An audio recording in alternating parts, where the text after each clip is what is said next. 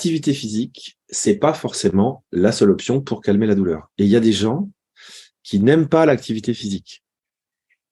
Il faut faire attention parce que là, c'est la grande mode de dire le mouvement, l'activité physique, etc. Oui, c'est vrai.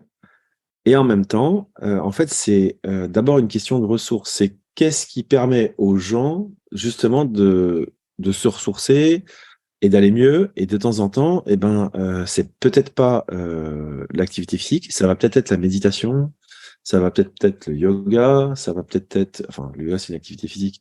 Ça peut être écouter de la musique, lire un bouquin. Enfin, donc en fait, en gros, d'abord, généralement, j'essaie de savoir quelles sont les ressources des patients, dans quoi ils arrivent à se ressourcer, et est-ce qu'ils arrivent à le faire régulièrement. Et souvent, quand on dit qu'est-ce qui vous ressource, moi, j'aime bien être tout seul et j'aime bien écouter de la musique et lire un bon bouquin. Et quand vous dites, et vous le faites combien de fois dans la semaine? Et les gens vont dire, là, je le fais plus depuis des mois.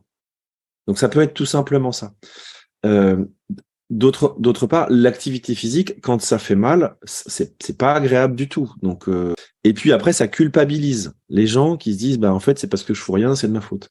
Donc, l'activité physique, c'est pas forcément la seule option. Maintenant, quand on veut effectivement utiliser l'activité physique, ce qui est une bonne option, il n'y en a pas une seule qui est meilleure. Encore une fois, c'est quelle est l'activité physique qui plaît le plus aux patients, celle qui leur a envie de faire.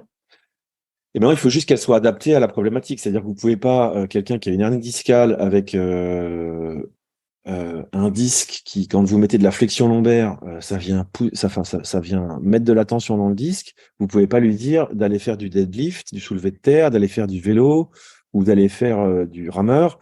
Peut-être la course à pied, ça sera peut-être mieux pour lui, ou peut-être la piscine, ça sera peut-être mieux pour lui, mais c'est juste parce qu'en fait, on veut pas mettre le rachis lombaire en flexion quand il y a une blessure dans le dos, quoi.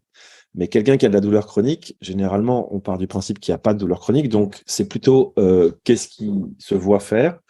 Et pour ça, il y a un outil quand on veut atteindre un objectif.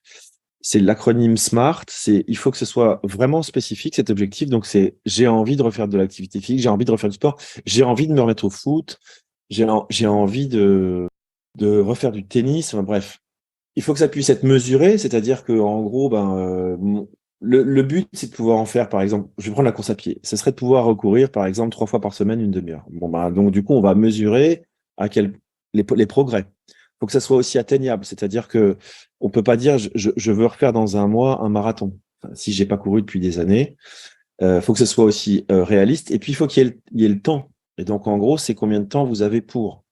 Et il faut accompagner, c'est-à-dire que là, si les gens vous disent, j'aimerais bien refaire de la course à pied, ok, combien de temps vous avez? Pour l'instant, écoutez, j'ai peut-être 15 minutes par jour entre midi et deux pour aller. Du coup, on va utiliser ce temps-là.